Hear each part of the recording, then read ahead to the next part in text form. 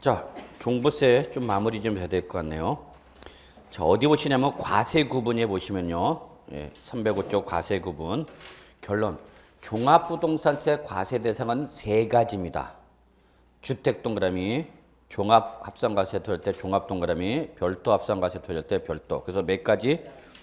세 가지. 그래서 우리 이거 어떻게 외운다? 주종별 이렇게 외우시면 돼요, 여러분. 주종별. 주택할 때 주자, 종합할 때 종자, 별도할 때 별자. 그래서 여러분은 어느 별에서 오신 천사님이에요? 주종별에서 오신 천사님들이에요. 날개가 안 보일 뿐이지 딱 나가면 펼쳐 보이잖아. 저 노원 사거리 나가도 날개가 팍 펴지잖아. 언니 왔다 이것들아 그러면서. 그래서 여러분은 주종별에서 오신 천사님이라는 거 잊지 마시고요. 결론, 납세 문제가 제일 중요해요. 납세 문제 별표 3개.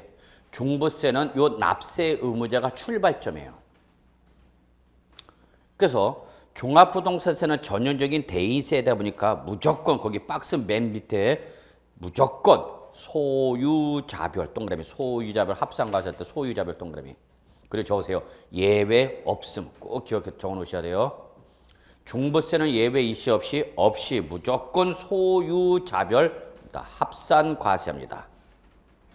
그래서 심지어는 누가 소유하더라도 개인이 소유하더라도 무조건 뭘로 한다? 소유자별 합산해서.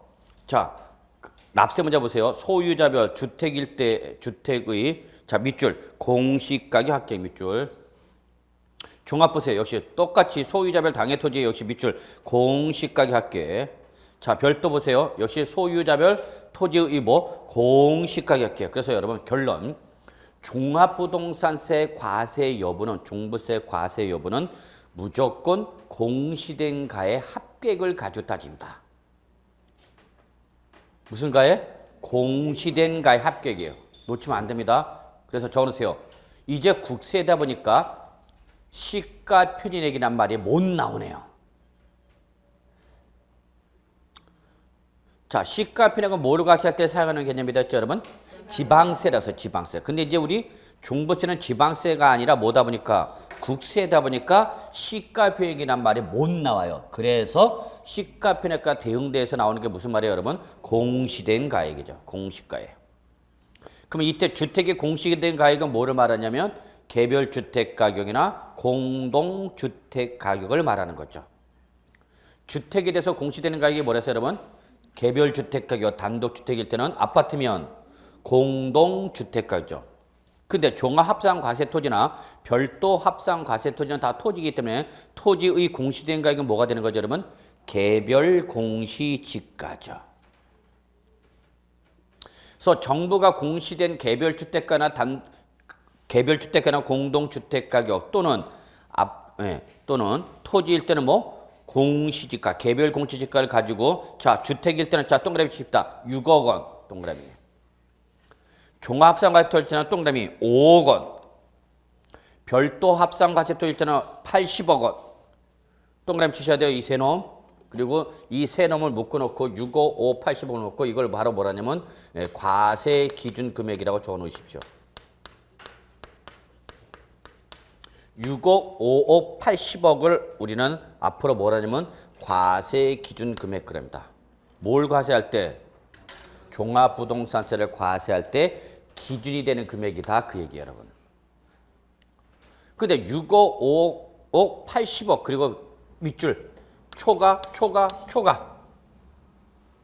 이것도 놓치면 안 돼요. 초과. 그러니까 지금 주종별 보면 여러분 구조가 똑같습니다. 구조가 똑같아요. 그러면 주택일 때는 개별주택 가격 또는 개별주택 가격 또는 공동주택 가격 6억을 초과할 때고 종합합산과세토지는 개별 공시지가가 5억 원을 초과할 때고 별도 합산과세토일 때는 얼마 초과? 85억 초과하는 거죠. 무슨 가액 기준이에요, 여러분? 공시된 가액이죠. 공시된 가액.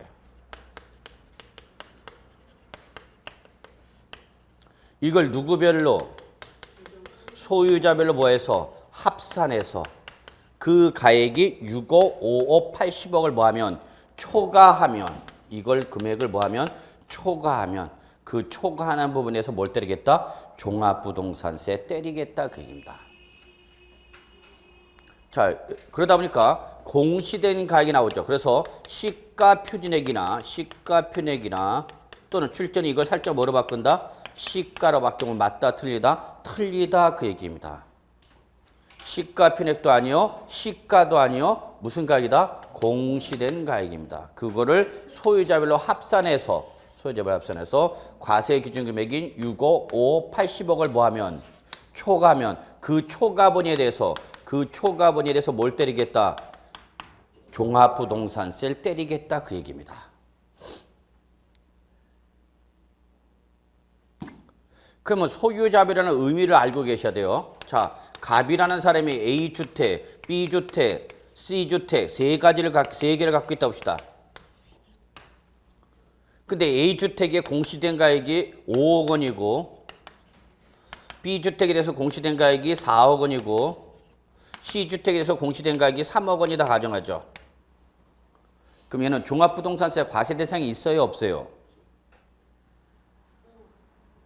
종합부동산세 과세 대상이 있어요 없어요? 응? 종부세 과세 대상이 있어요 없어요? 자, 지금 제가 이걸 보여준 것은 소유자별로 뭐 하라 그랬어요? 합산하라 그랬어요. 의미를 얘기하는 거예요. 그러면 하여튼 갑돌이 명의로 어디를 뒤져야 돼? 어디 있는 거? 국내. 재산세는 어디 단위 지역이었어요, 여러분? 재산세는 시, 군, 구였어요. 그죠? 합산하더라도 시군구 단위로 합산하는 거죠? 왜? 재산세는 과세권자가 누구니까? 시장, 군수, 구청장이니까 자기 바운더리 있는 것만 과세할 수 있는 거야. 그러니까 시군구 단위로 과세했던 걸 얼로 단위로 해서 국내로 합산해서 확대해서 합산해서 과세를 하겠다는 게 바로 국세인 뭐예요, 여러분? 종부세죠. 그래서 종부세는 무슨 단위야? 국내입니다, 국내. 그러니까 국내에 예를 들어서 이게 강남구, 노원구, 서초구다 봅시다. 강남구, 서초구, 노원구죠. 그러면 재산세는 다 누구 단위야? 구 단위로 따로따로 가서 하는 거죠? 이해하세요? 그런데 이 사람이 구에만 있는 것이 아니라 전국에 있다는 얘기야. 그러면 그거를 뭐 해서 합산하라는 얘기죠. 그러면 합산하니까 얼마 여러분? 그러면 종부세 과세 대상이에요 아니에요? 맞단 얘기야. 소유자별로 뭐 하라고? 합산해서 그 합산한 금액이 주택일 때는 얼마 초과하면 6억 원을 초과하면 종부세 과세하겠다 그 얘기야 여러분. 뭐 결론, 갑은 종부세 납세 의무자다 아니다? 납세 의무자다 그 얘기야. 개별적으로는 6억을 초과하는 것이 없지만 종부세는 대인세이기 때문에 이 갑돌이 명의로 어디 있는 거? 국내에 있는 주택의 공시가액을 합해서 그 금액이 얼마 초과하면 6억을 초과하면 종부세 때리겠다 그 얘기예요 여러분. 이해하세요? 저 소유자별 합산이라는 의미를 이해하시겠어요? 예, 합산을 이해하셔야 돼요 여러분. 그러면 이때의 이 소유자별이란 것은 또 다른 의미를 갖고 있는데 자 보세요. 이번에는 갑이 자 D주택을 갖고 있어요. 얼마짜리 갖고 있느냐? 10억 원을 갖고 있어요. 공시된 가격이 10억짜리예요. 자 2005년도 종합부동산세를 처음 과세할 때는요. 무조건 뭐였다 여러분? 소유자별이었어요. 소유자별. 지금도 소유자별이지만 원래도 소유자별이었어요. 그럼 2000원에도 종합부동산세 과세겠다. 그러니까 이제 난리가 난 거죠. 중산층 이상의 고액의 주택 소유자들은 종부세 때린다 그러니까. 자, 그러니까 막 찾아오는 거죠. 전문가들 찾아가는 거죠. 어떻게 하면 종부세 피할 수 있겠습니까? 어떻게 하면 합법적으로 세부담 없이 피할 수 있겠습니까? 예, 그러면 어떻게 하냐면 뭐라 하냐면 을한테 증여하세요 그러는 거죠. 을이 누구야? 왼수. 몇 프로만 주면 돼요? 항상 여러분 이거 하셔야 돼요. 재산을 줄 때는요. 내가 죽는 그날까지는 절대 일정 부분은 내가 갖고 있어야 돼요. 절대 100% 주면 돼요? 안 돼요? 안 돼요. 처자식이고 뭐 없어요 여러분. 내가 100%를 주는 순간 그때부터 처와 자식은 내 처와 자식이 아니야.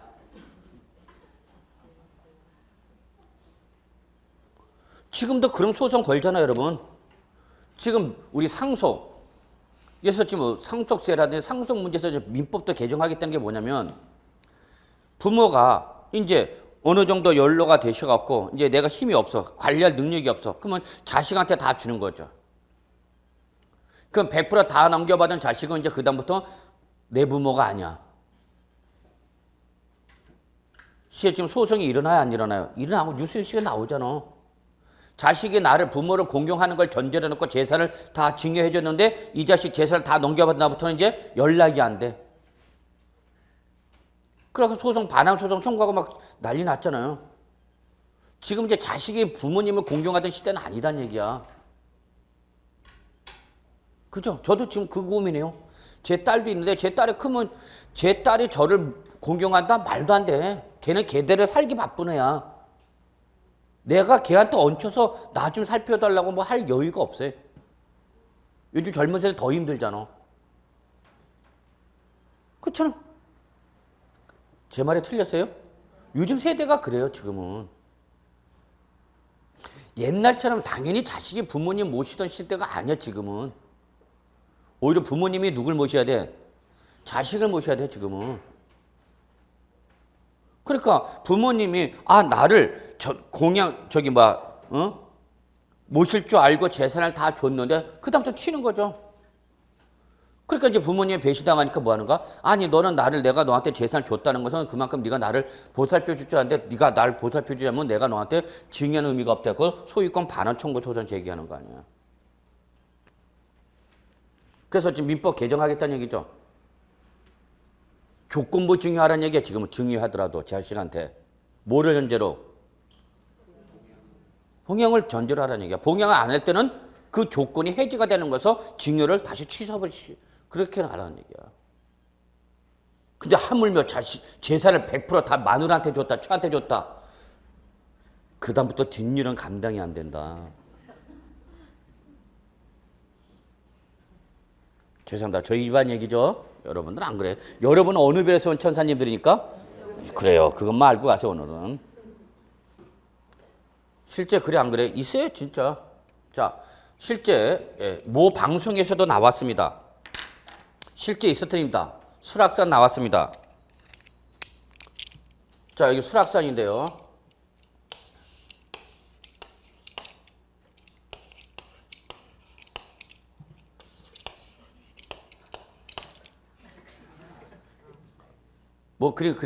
대충 알겠죠? 노 부부가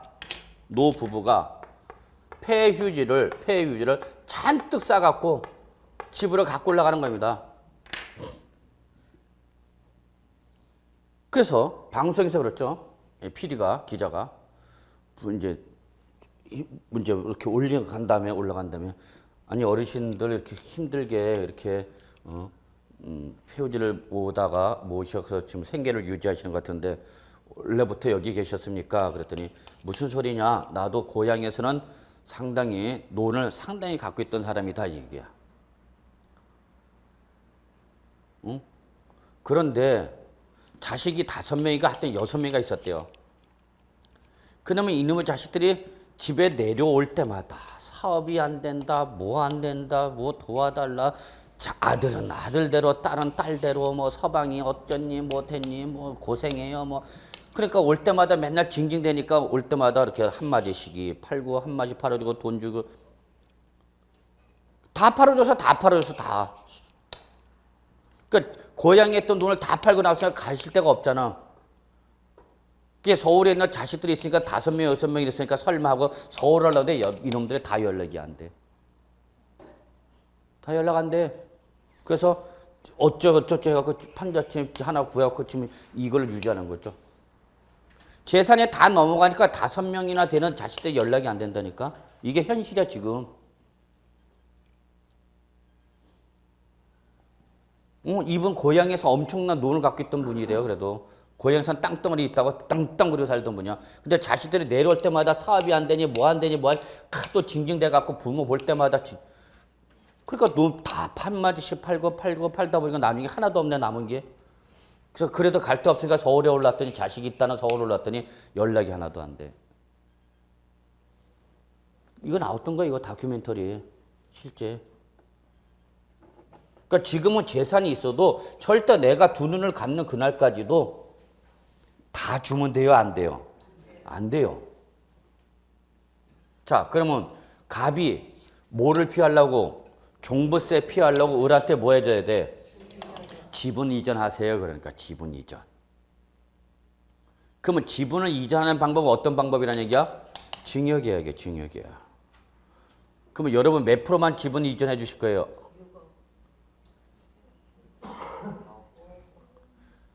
어떡하니? 얼마를 줘야 종부세를 피해?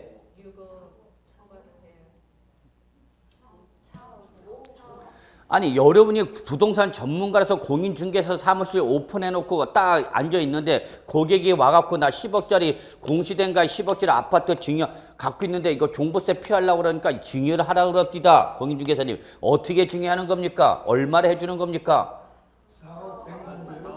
그죠? 응? 많이 주면 안 돼. 제가 이걸 아까 얘기한 거는 최대한 적게 주면서 세부담은 어떻게 하는가? 피하는 거죠. 자, 그 몇 프로만 주면 된다는 얘기야? 40%만 주면 된다는 얘기야. 40%만. 40% 증여하면서 이제 무슨 명의로 바꾸는 거야, 여러분? 그렇죠. 공동명의라는 거죠. 공동명. 100% 주면 안 된다니까? 100% 주면 그 다음날 없어.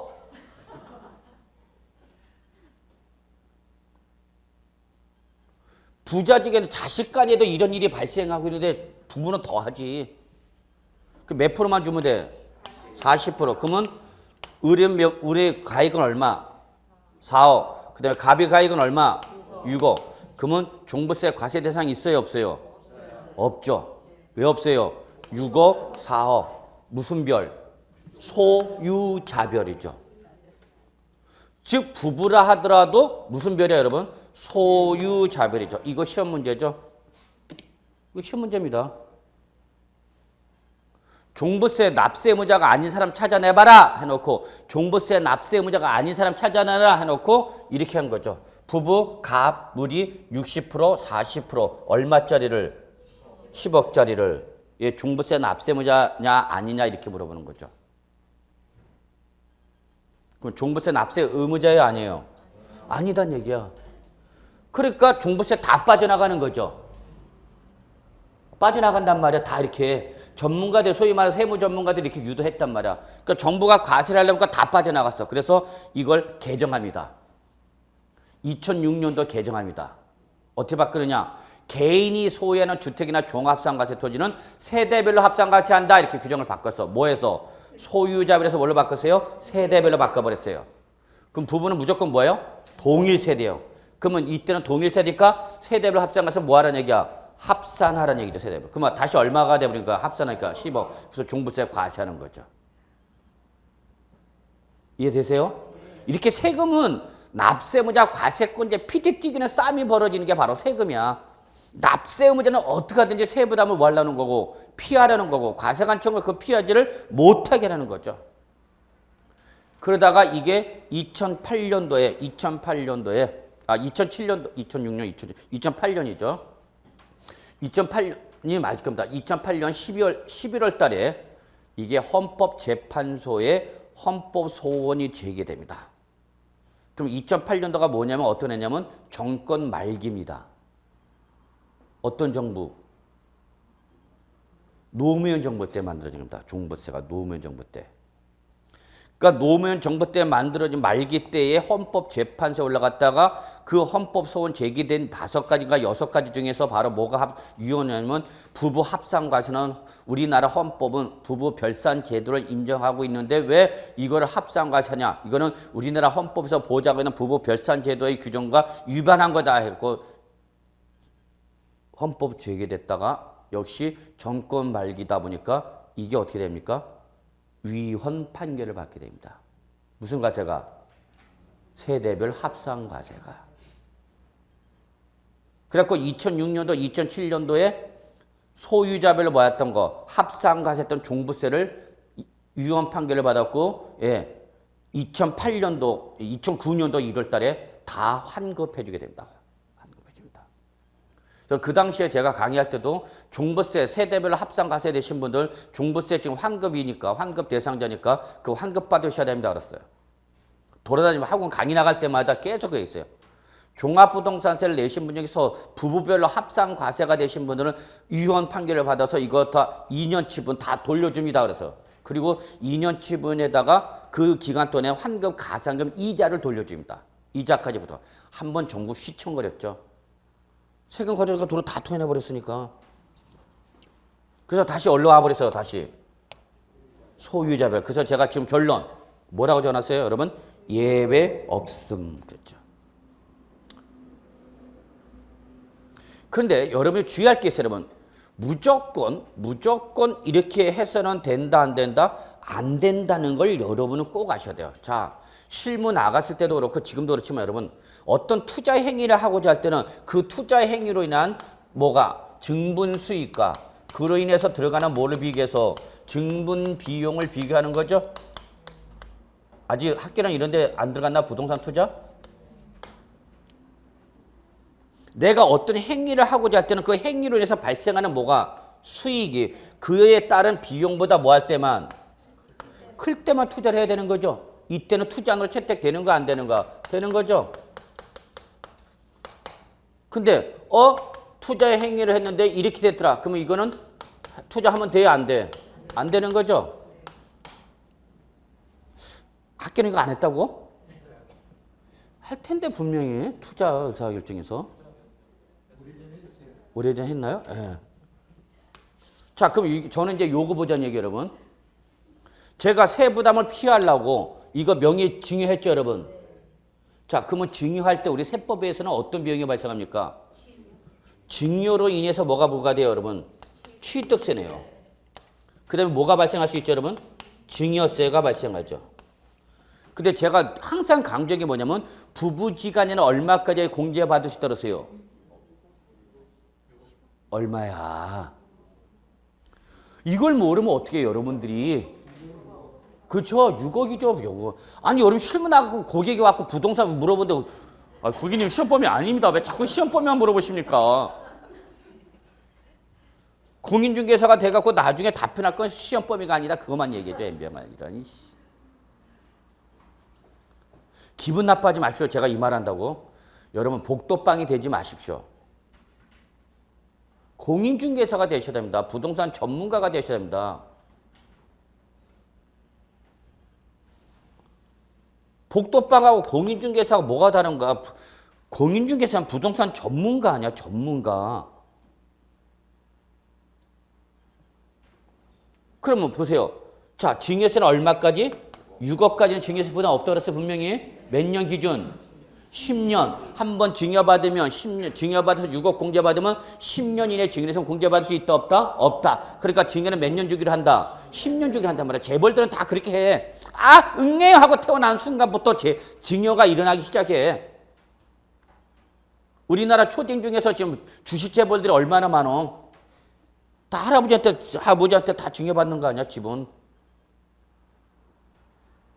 그러면 10억짜리에서 몇 프로만 주니까? 40%만 주면 되는 거죠? 그럼 얼마? 4억이죠? 그럼 뭐는 없어?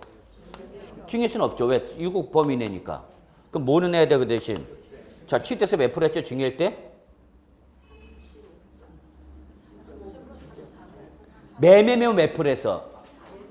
매매면 4%, 증여는 3.5, 상속은 2.8 그래요. 이렇게 좀 그래도 공부하시는 분들 계시네요.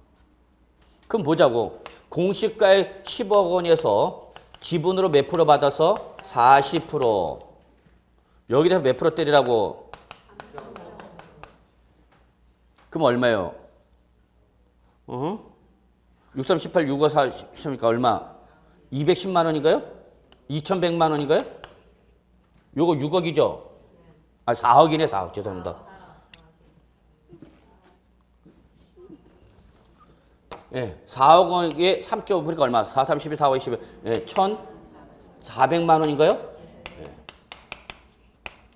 저 취득세 얼마 내야 된다고? 1,400만 원 내야 돼. 뭐는 안 내도 취득세는 얼마 낸다고? 400. 그러면 이 정도 이 10억짜리 이렇게 나눠봐야 종부세 요거 10억짜리 할 때 종부세 내봐야 100만 원이 안 돼.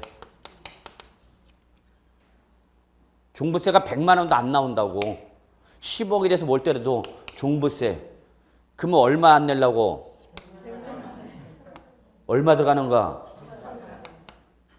이렇게 의사결정을 해서는 된다고 안 된다고? 안 된다. 그럼 예를 들어서 이걸 증여세 본전법을 최소 몇 년을 보여줘야 된다는 얘기야? 14년을 보여야 된다는 얘기야. 최소한. 그럼 내가 죽는 그날까지 갖고 있다. 그래도 이게 무한대는 될 수가 없죠. 20년 합시다. 20년. 그래봐 2천만 원 되는 거죠. 이해하세요?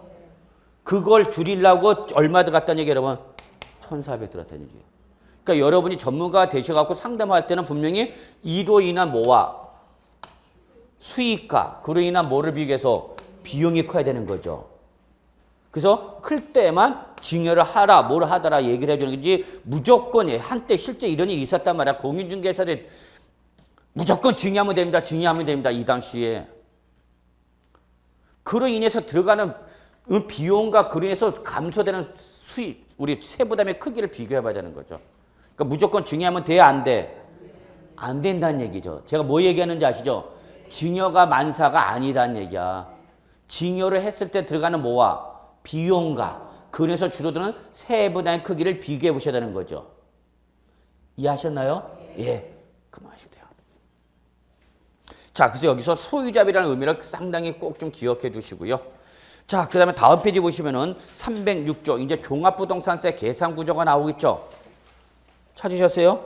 예, 이건 뭐 지금 당장 보실 필요는 없는데, 일단은 과세 표준에다 뭘 곱해서 세율 곱해서, 자, 요거 여러분, 종부세 계산 구조는 과세 표준에다가 뭘 곱해서 세율을 곱해서 뭐가 나오면 산출세액이 나온다 그랬죠, 여러분? 예. 예외 있다 없다? 없다. 없다. 여기서 종부세 특징은 종부세 뭐가 나오면 산출세액이 나오면 여기서 반드시 뭘 빼야 된다, 여러분? 이중과세액을 빼야 됩니다. 이중과세. 이게 종부세 가장 중요한 특징입니다.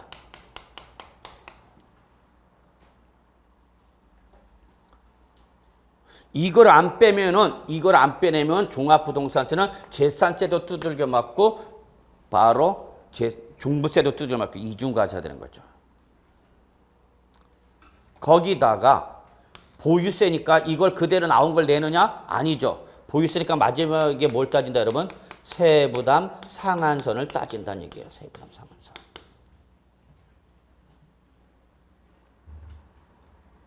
모든 보유세는 마지막이 뭐야, 여러분? 모든 보유세 마지막은 뭐야? 세액 계산할 때 세부담 상한선이야. 마지막은 최종적으로. 자, 이 보유세를 때릴 거냐 말 거냐, 고지서 보낼 거냐 말 거냐, 마지막 판단하는 게 뭐다? 상한선입니다. 상한선. 이거 어디서 봤었어요? 우리 이미 재산세에서 봤어요. 그래서 세부담 상한선은 뭐와 뭐를 비교하는 거다? 올해 때리는 보유세를 직전 연도 세액을 비교해서 직전 연도 세액의 상한선을 초과하지 마라, 그 얘기죠. 근데 세부담 상한선은 여러분 거기 보세요. 종부세 보세요. 주종별 구분 이시 없이 고맙게 다 몇 프로네? 150%네. 재산세와는 다르죠. 재산세 때는 150, 다만 주택일 때는 105, 110, 130이었지만 종부세는 주택이고 나발이고 없어. 무조건 몇 프로야? 150%죠. 자, 만약에 출전이 이 계산 과정을 내고 싶어. 예, 실제 요 계산 과정은 시험 기출문제입니다. 요 문제가 그대로 나옵니다. 요 종부세 계산 과정 순서로 옳은 거 찾아보시오. 이렇게 나온 거죠. 그래서 요 계산 과정 이미 노출됐습니다. 계산 과정은. 또 안 나옵니다. 그러면 계산 문제로 만약에 시험에 나올 수 있다면 얘는 시험에 나올 수 있습니다. 여러분한테. 충분히 과표로 물어볼 수 있습니다. 여러분한테. 사례로. 얼마예요? 그러면 주택을 가지고 합시다. 주택.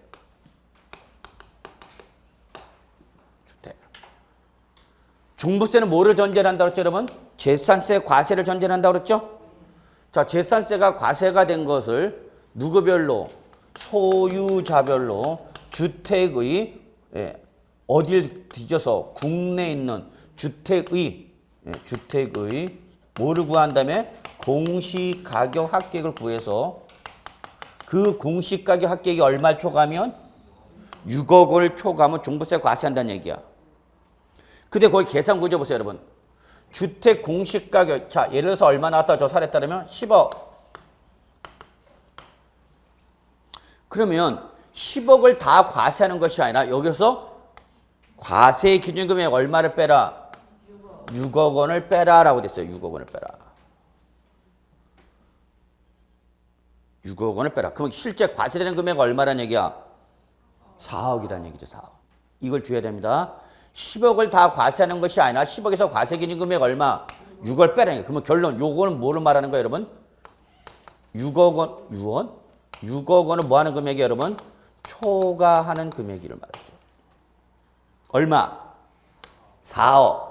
여기다가 반드시 보유세일 때 과표는 뭐가 나와야 된다 그랬어요, 여러분?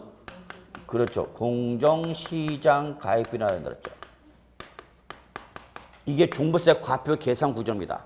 아, 출전이 간단하게 여러분한테 물어볼 수 있네요. 과표가 얼마냐? 그래서 10억 던져놓은 거죠. 주택 공시가 10억이다. 이때 종부세 과표가 얼마냐? 이렇게 물어볼 수 있다는 얘기죠. 그러면 공시가격 합계해서 과세기준금액 얼마? 6월 뺀 금액에다가 공정시장가표를 몇 프로 곱하라? 80%. 다 보니까 여러분 다 몇 프로네? 다 80%네. 그럼 결론 과표는 얼마란 얘기야? 응? 10억이 던져졌을 때 여러분들 사례 금액 10억 던져주면 종부세 과표는 얼마란 얘기야? 3억 2천만 원이죠? 우린 빼기만 나오면 뒤집어져 하여튼. 뒤집어져. 거기다 곱하기 나면 이제 계산 끝. 자, 해봐. 10 빼기 6은 얼마? 잘했어요. 우리 이렇게 가. 여기다 몇 프로 곱해라고요? 80. 그러면 4, 8, 32. 그 다음에 얼마인지 몰라. 얼마예요? 네, 3억 2천만 원. 간단한 계산 문제로 출제 가능하죠, 여러분. 그 구조입니다. 그게 바로 여러분 306쪽에 나와 있는 거예요. 그런데 얘가 만약에 1세대 1주택이래. 우리 온 가족이 여기서 주택 하나 가지고 살고 있는 거죠, 여러분.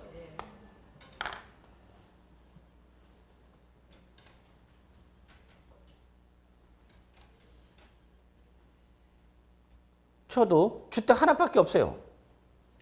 아, 있긴 있네. 1세대 1주택이에요. 근데 저희 집 사람이 항상 제가 이렇게 눈치 봅니다. 이렇게 보면은 분명히 돈이 들어가면 어떤 금액의 일부를 빼놔, 살짝. 내가 보면 보여. 저희 집 사람은 은행원이 아니라 저도 은행원이기 때문에 조회해봅니다. 살짝 보면. 그럼 어디 가고 있어? 뭐가 일부가 빠져가. 항상 들어가는 거면 일부를 빼놔. 그러니까 제가 볼 때는 제 딸내미 걸로 빼놓는 것 같아요. 딸내미 몫을 빼놓고 있어. 제가 그랬어요. 당신 딸한테 올인하지 마라. 이제 대학교 졸업하면 끝이다. 자꾸 뭘 더 해주려고 그러냐. 나 이제 강의 못하고 늙으면은 뭐 먹고 살려고 자꾸 딸 몫을 빼냐. 대학교까지 대줬으면 될 거 아니냐. 시집 가고 이제 뭐 하고 이제 네가 알아서 하라는 얘기야. 이제 아빠랑 그렇게까지 할 힘 없다 이제. 배도 볼록 튀어나오고 이제 얼마 안 남았어 나도 강의할게. 그러니까 저희가 저 집사람한테 한 소리가 납니다. 애한테 올인하지 마라. 애한테 올인한다면 나중에 우리 먹고 살 거 없다고 하지 마라.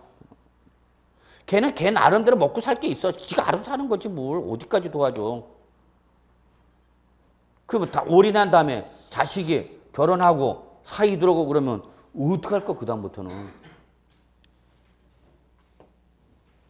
안 그래요? 잘못됐나 내가? 저 자식이 이제 뭐 그 생각, 저희 서로 항상 제가 강조를 합니다. 걔는 이제 대학교까지만이다. 걔 인상은 이제 걔가 알아서 하는 거다. 우리나라 사람들의 가장 큰 문제는 무정한 껴안고 있는 거죠. 에휴, 이거 하나밖에 없는데 이걸 또 팔고 뭐 진짜 걱정이다. 씨. 어디 가서 사나? 그래서 여러분 공인중개사 시험에 붙어야 돼, 안 붙어야 돼? 붙어야 됩니다. 힘 있는 그날까지 일해야 돼. 남자들은 불쌍하지. 값이 얼마? 이해하시겠어요, 여러분? 예, 간단히 됐어요. 그런데 여기 지금 이 주택이 뭐라면 1세대 1주택이야. 그리고 여러분 나는 퇴직도 했어. 퇴직도 했고 이거 하나밖에 없어. 그러면 이거 주택 하나 갖고 있는데 그 주택의 어떤 위치로 인해서 시가가 뭐 올라가나. 그래서 방배동에 있어, 서초동에 있어. 근데 시가가 올라가다 보니까 계속 주택가격이 올라가는 거야. 그럼 이건 내 잘못이 아니죠. 시장 가격이 올라가는 거죠. 그래서 이러한 1세대 1주택자 할 때는 혜택을 줘야 돼, 안 줘야 돼? 줘야 되겠죠. 그래서 누구이면은 1세대 1주택자일 때는 요 종부세에서 세액을 뭐 해주겠다? 빼주겠다라는 게 나옵니다. 이게 또 이제 중요한 특징이 되는 거죠. 그래서 거기 책을 보세요, 여러분. 세액 공제 나와 있죠? 예. 이때 이 세액 공제는 누구한테만 해주는 거예요, 여러분? 1세대 1주택자만 해주는 거예요. 1세대. 절대 놓치면 안 됩니다. 종부세에서 세액 공제는 누구한테만 한해준다고요? 1세대 1주택자 한해서만 해줍니다. 그래서 이 1세대 1주택자가 60세 이상이다. 그러면 여러분 세법에서 60세 이상은 어떤 연령을 말하냐면요. 어떤 연령이에요? 퇴직 연령입니다. 정년, 최대. 그럼 이제 퇴직하고 나왔단 말이야. 그럼 내가 퇴직했다. 그럼 내가 퇴직했으니까 이제 나는 안 먹고 살 거냐고. 아니잖아. 계속 먹고 살 거는 살아야 되잖아. 그러니까 들어오는 돈이 있고 없고 근로소득은 없어. 근데 이거 주택이 하나 여기서 살고 있다 보니까 종부세 때리고 그래서 60세 이상이면은 뭐 해주겠다? 세액 공제 주겠다. 그겠죠. 또는 60세가 안 됐더라도 내가 여기서 장기간 거주하고 있어. 나는 투자 목적으로 아니라 거주 목적으로 갖고 있는 얘기야. 그러면 이러한 경우일 때는 뭐 해주겠다? 세액 공제 주겠다. 그 얘기야. 자, 요게 최근에 시험에 나옵니다. 어떻게 나왔냐면 출제연이 60세 이상이면서 5년 이상일 때는 뭘 받을 수 있다? 세액 공제. 그런데 출제에 딱 하나 고칩니다. 이거를 토지분으로 바꿉니다. 토지 1을 보유하고 있는 자가 몇 살 이상이거나 60세 이상이나 그 토지를 몇 년 이상 보였다면 5년 이상 보였다면 세액 공제 받을 수 있다. 맞아, 틀려? 틀렸다고요. 똑같아. 다른 거 다 똑같아. 거기 나와 있는 데랑 법에 있는 데랑 그대로 표현합니다. 다만 출전에 딱 하나 고칩니다. 뭘로 고쳤냐? 요거를 1세대 1주택을 뭘로? 토지를 살짝 바꿔놓습니다. 그러니까 시험에서 그 바뀐 게 보이면은 답이 보이는 거고 그 바뀐 게 안 보이면 맨날 나는 답 없음으로 가는 거야. 저는 강의도 어차피 여러분 제가 이론적으로 여러분한테 세법에 대한 전문적인 내용을 바르는 게 아니라 시험에 합격하는 거기 위한 거니까 실전을 위주로 해서 저는 그냥 강의할 뿐입니다. 자, 그런 게 바로 여러분 종부세에서 나왔던 문제입니다. 그래서 거기 세액 공제를 누구한테만 전제한다? 1세대 1. 그러니까 토지인 종합합산과세토지나 별도합산과세토지는 세액 공제라는 게 있어 없어? 없어. 그리고 1세대 1주택자 때는 여기서 6억만 공제하는 것이 얼마 공제느냐? 기본 공제 3억 원을 추가를 합니다. 이게 1세대 1주택자 특징입니다. 이것도 우리가 나중에 정리해 드릴 겁니다만. 그러면 1세대 1주택자면 결론은 자 10억짜리인데 제가 가지고 있는 주택이 10억짜리인데 1세대 1주택자면 얼마 빼라는 얘기예요, 여러분? 예, 9억 빼라는 얘기입니다. 그럼 얼마 돼요?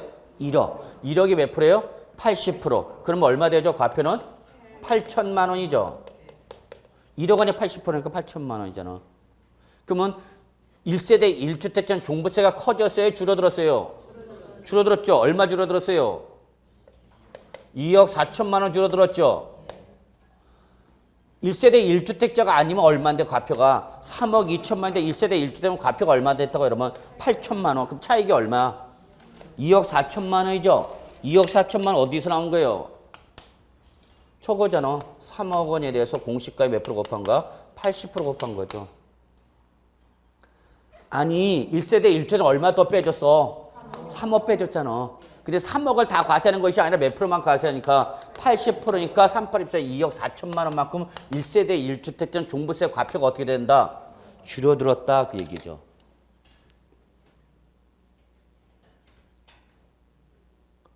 어려워요?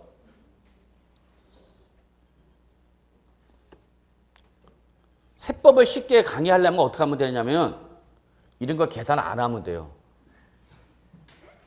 계산 안 하고 그냥 이거 설명만 쭉쭉 해주면 돼요.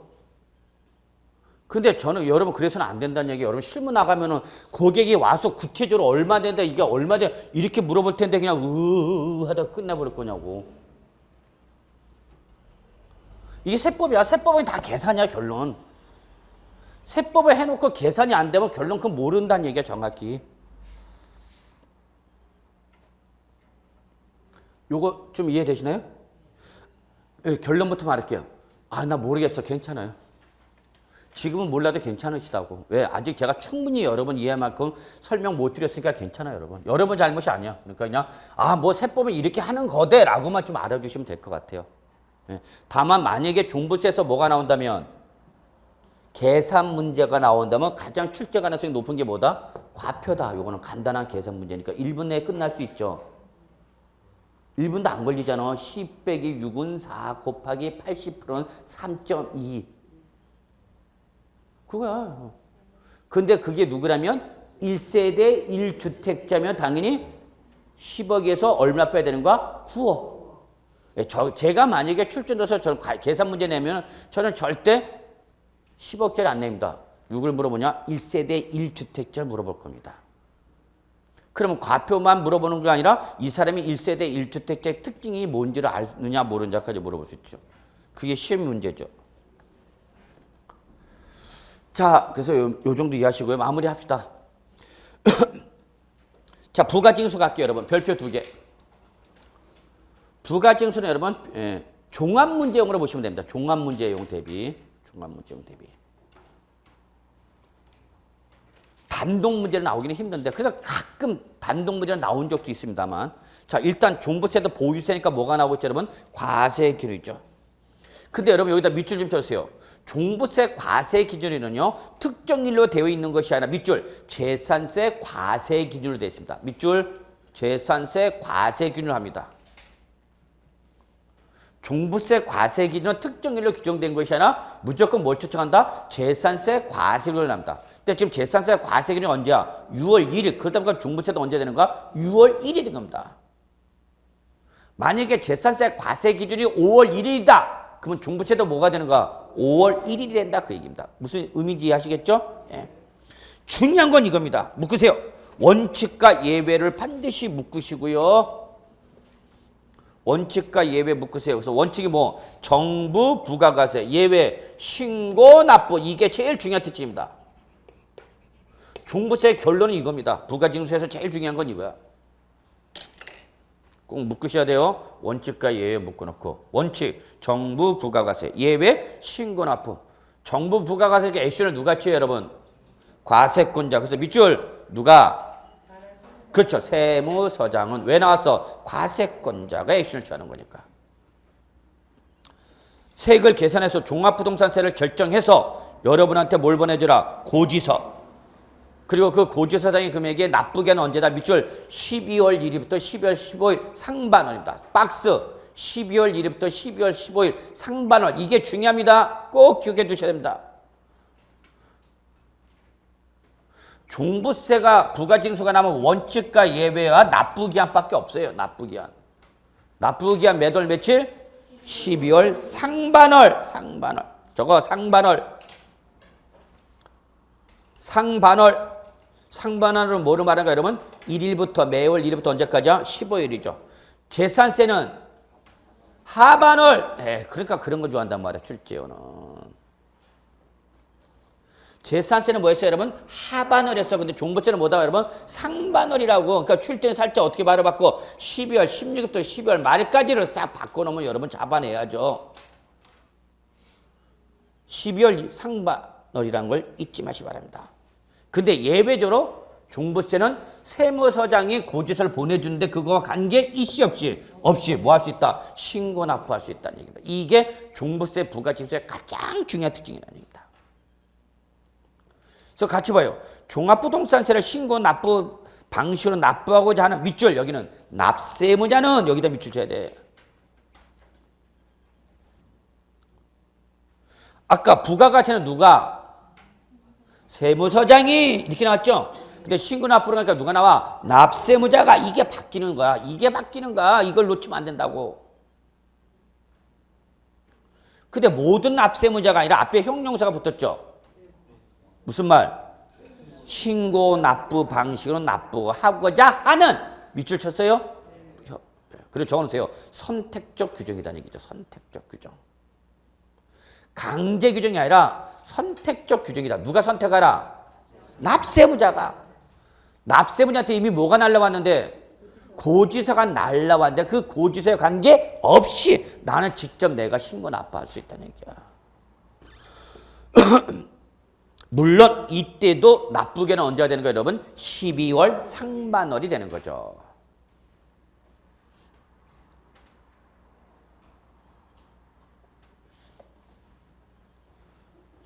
그럼 잠깐 생각해 봅시다, 여러분.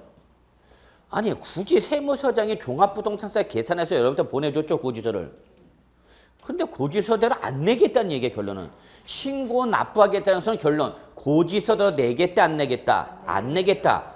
왜? 고지서 금액이 많으니까 적으니까. 어떨 때 여러분 신고 납부하겠어? 고지서 금액이 많을 때 신고 납부하겠어? 고지서 금액이 적을 때 신고 납부하겠어? 고지서 금액이 많을 때 나는 이들을 안 내겠다는 얘기죠. 그러면 보세요. 즉 이건 뭐를 말하냐면 공부상의 재산 현황과 사실상의 재산의 현황이 지금 이 상황은 어떤 상황이다? 같다, 다르다? 다르겠구나라는 거죠. 이게 일치가 되면 문제가 없죠, 여러분. 이렇게 되면 똑같죠. 그럼 여기서 여러분 세무서장이 종부세를 계산할 때는 어떤 것을 가지고 기준할까요, 여러분? 자, 공부의 대표가 뭐예요, 여러분? 부동산일 때. 응? 부동산의 공부의 대표가 뭐야? 등기부죠? 등기상 전부 권리 증명서라나 뭐라나 이름도 바뀌어갖고. 뭐 여러 가지 많잖아. 토지대장, 건축물대장 뭐 가는데 그 중에서 우리 으뜸이 뭐야? 등기부죠. 그럼 과세관청은 소유 이 재산의 소유자가 누군지를 뭘 보고 판단해? 네. 그런데 문제는 이게 같으면 다르면 이거죠. 즉 요거는 누가 파악하는 거고, 그죠? 요거는 누가 파악해? 그죠? 공부상으로는 갑이 돼 있는데 사실은 누구 거란 얘기야? 을 거란 얘기야. 이미 나는 어떻게 했어? 매도했어. 응? 갑이 을한테 이미 팔았어. 근데 매수자가 뭐를 안 하고 버티고 있는가? 예. 이거 생각하시면 돼요, 여러분. 외우려고 하지 마시고. 그러면 이 재산은 과세관청은 누구 거로 판단하는 거야, 지금? 갑 거로 판단하겠죠? 갑 거로 판단하겠지. 근데 누구한테 팔았다는 게 이미 을한테 팔았어. 어느 날 현재? 응? 어느 날 현재? 하여튼 여러분 보유세에서 제가 어느 날 현재 그러면 여러분 무조건 뭐라고 돼? 6월 1일 현재. 6월 1일. 항상 보유세는 어느 날 현재 기준이야? 6월 1일 현재잖아, 여러분. 근데 등기도 안 되고 별도로 신고하니까 과세관청은 누구 거로 판단한 거야, 여러분? 갑. 그래서 갑한테 때린 거지, 갑한테. 실은 누구한테 넘어갔는데? 그럼 내가 나한테 때린 갑이 이걸 내려고 그래, 안 내려고 그래? 안 내죠, 당연히. 매매계약서 첨부했고 이거 내 게 아니라 누구 거라고? 을 거라고 신고해야 되겠죠. 이해하십니까? 그럴 때 뭐 할 수 있다는 얘기야? 갑이 신고 납부한다. 나한테 온 고지서도 내겠다, 안 내겠다? 안 내겠다, 그 얘기죠, 여러분. 그러니까 여러분이 공인중개사가 돼갖고 고객이 이런 상담을 하면 아 걱정하지 마세요. 직접 내가 신고하면 납부하십니다. 납부하면 됩니다. 이거 여러분이 얘기해 줘야 되지. 여러분이 안 해주면 누가 얘기해 주냐고 이거를. 그러니까 공인중개사는 현대 자본주의 국가에서 부동산 경제 활동의 한 축이야. 거대한 한 축이죠. 공인중개사는. 그 공인중개사가 제대로 실력을 못 갖춘 공인중개사라면 그 고객을 쌍방이 피해보는 거야. 쌍방이. 그렇게 막강한 지위를 갖고 있는 분들인데 까불고 있어요. 이럴 때 뭐 할 수 있다 여러분? 신고납부. 왜 신고납부가 나온지 이해하시겠죠? 그러면 을 입장에서는 또 가만히 있어 안 있어? 아니 을 입장에서 이렇게 왔어. 나한테 안 하고 누구한테 갔어? 갑. 그럼 갑은 을은 가만히 있죠. 이해하시겠어요? 그래서 12월 달 고지서 보내줬더니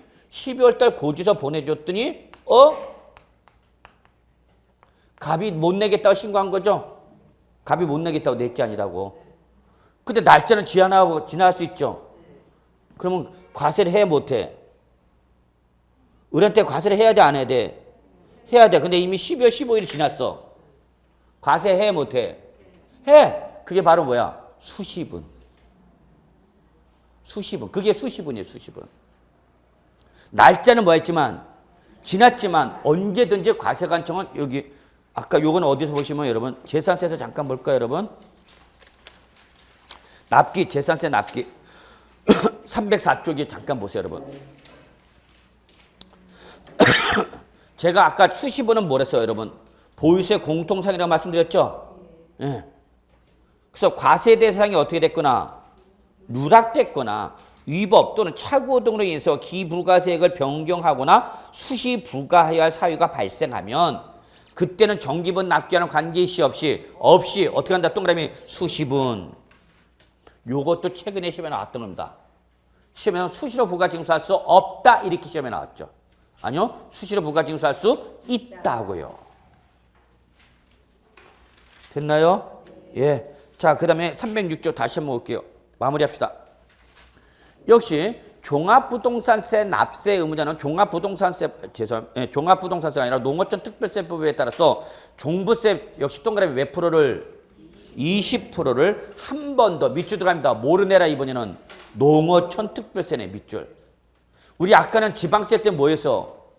지방교육세였어. 근데 이제 국세는 종부세는 뭐니까 국세니까 지방교육세가 나와 못 나? 못 나오죠. 그래서 뭐가 쫓아온가? 농특세가 쫓아나왔네요, 여러분. 이해되세요? 예. 그리고요. 역시 종부세도 재산세와 똑같이 뭐가 인정된다? 분납과 물납이 인정된다. 거기다 적으세요. 분납, 물납 밑에다가 재산세 동일. 재산세나 종부세 뭐 할 수 있다? 분납과 물납이 인정됩니다. 자, 여기까지 하고요. 10분 쉬었다가 양도소득세 한번 들어가 보도록 하겠습니다.